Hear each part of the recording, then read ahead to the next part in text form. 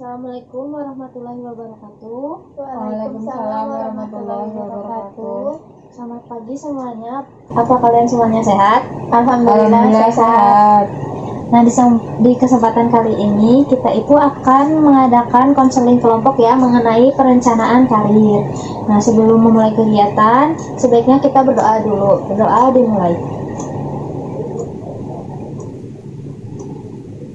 Selesai. Sebelumnya kalian udah saling kenal belum? Belum. Nah, udah kita kenalan dulu ya. Perkenalannya itu menyebutkan nama dan cita-cita. Nah, di sini saya mulai ya. Nama saya Hairunisa, cita-cita saya menjadi guru. Selanjutnya Sinta. Nama saya Sinta, cita-cita menjadi pengusaha. Nama saya Ayu, cita-cita saya menjadi dokter. Nah, jadi udah pada tahu kan, yang ini pengen jadi pengusaha, yang ini pengen jadi dokter. Nah, sebelum kita mulai,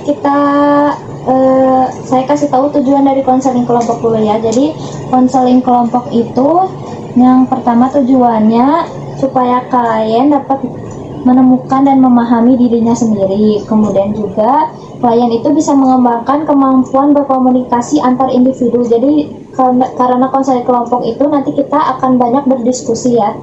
Nah, yang ketiga, klien itu lebih peka terhadap kebutuhan orang lain. Jadi klien itu tahu kalau teman kalian itu juga punya masalah. Jadi kita itu bisa saling membantu. Yang keempat, masing-masing klien menetapkan suatu target yang ingin dicapai.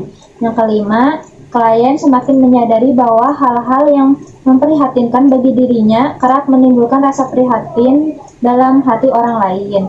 Ada juga asas-asas dari konseling kelompok. Yang pertama itu asas kerahasiaan. Di sini dalam konseling kelompok kalian tidak boleh membocorkan apapun permasalahan atau tentang diskusi kita yang sedang berjalan. Yang kedua, asas kesukarelaan. Jadi kalian itu di sini hadir tanpa paksaan. Yang ketiga, asas keterbukaan. Di sini tidak boleh ada yang ditutup-tutupi ya. Yang keempat, asas kegiatan hasil layanan. Layanan konseling kelompok tidak akan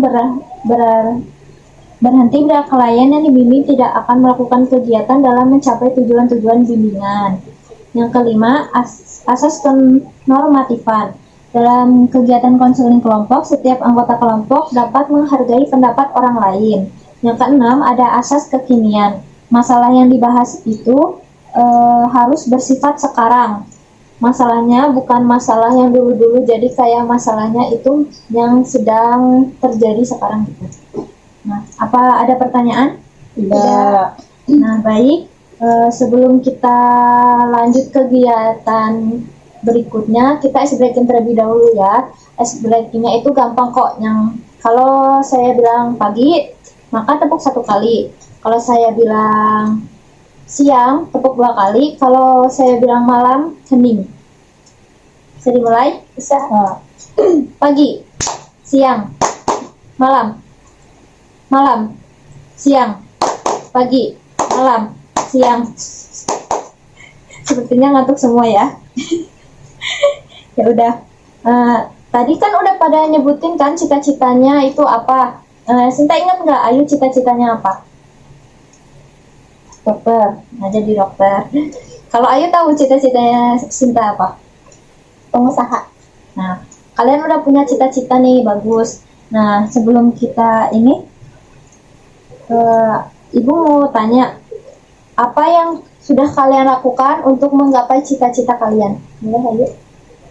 Saya lebih giat dalam belajar. Giat dalam belajar. Ya. Terus Sinta apa? Sekarang udah mulai buka bisnis kecil-kecil online shop gitu. Hebat. Nah, kalian kan dalam proses meraih cita-cita kalian nih, ada nggak kesulitan yang kalian hadapi? Ada.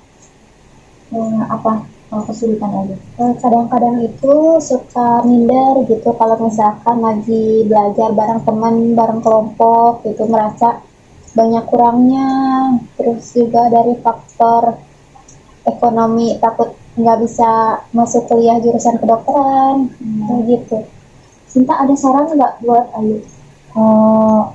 Kalau itu mungkin lebih percaya diri lagi, sama kalau untuk faktor finansial mungkin bisa ikut beasiswa yang diadain pemerintah. Kalau Sinta ada permasalahan nggak? Kalau jualan itu kadang suka sepi, sama saingannya banyak. Ayu bisa memberi solusi? Sinta mungkin bisa lebih berinovasi dalam penjualan gitu, mengikuti tren terkini, terus juga lebih kreatif dalam pemasaran, bisa menggunakan poster, slogan, iklan-iklan berbayar di internet, seperti itu. Ya. Jadi di sini karena kalian udah punya karir sendiri ya, udah dalam proses pencapaian. Di sini tahu nggak sih proses pencapaian karir itu apa? Tidak. Jadi proses pencapaian karir itu suatu proses di mana individu dapat mengidentifikasi dan mengambil langkah-langkah untuk mencapai tujuan-tujuan karir. Seperti tadi Ayu udah dalam proses belajar pasti untuk melanjutkan ke universitas yang kedokterannya bagus, kan? Kayak Sinta juga udah mulai buka usaha-usaha online karena ingin menjadi pengusaha, ya kan? Nah, perencanaan karir itu melibatkan mengidentifikasi tujuan-tujuan yang akan berkaitan dengan karir dan penyusunan rencana-rencana untuk mencapai tujuan tersebut. Nah, dalam proses perencanaan karir, individu akan memperoleh pengetahuan tentang potensi yang ada pada diri, meliputi keterampilan, minat, pengetahuan, motivasi, dan karakteristik yang digunakan sebagai dasar dalam pemilihan karir, yang kemudian dilanjutkan dengan menentukan tahapan untuk bisa mencapai karir yang sudah dipilih. Ini Ibu ada tips bagaimana supaya kalian dapat merencanakan karir ke depannya. Yang pertama itu kalian dapat mempelajari informasi tentang karir. Nah, informasi tentang karir ini mencakup segala informasi yang berkaitan dengan karir. Misalnya bisa didapat dari berbagai macam sumber, seperti media elektronik, media cetak, maupun sumber yang lain. Kemudian ada juga seperti membicarakan karir dengan orang dewasa, seperti yang sedang kita lakukan sekarang ya. Siswa dapat memiliki perencanaan karir, akan mempunyai anggapan bahwa orang dewasa merupakan orang yang memiliki banyak pengalaman dan pengetahuan, termasuk salah satunya pengalaman dan pengetahuan tentang karir. Yang ketiga, mengikuti pendidikan tambahan. Nah, mengikuti pendidikan tambahan itu misalnya kursus atau pendidikan tambahan yang diharapkan siswa memiliki keterampilan terkait dengan karir yang telah dipilih dalam perencanaan karir. Apa kalian sudah mengerti? Sudah. Apa ada pertanyaan lagi? Tidak.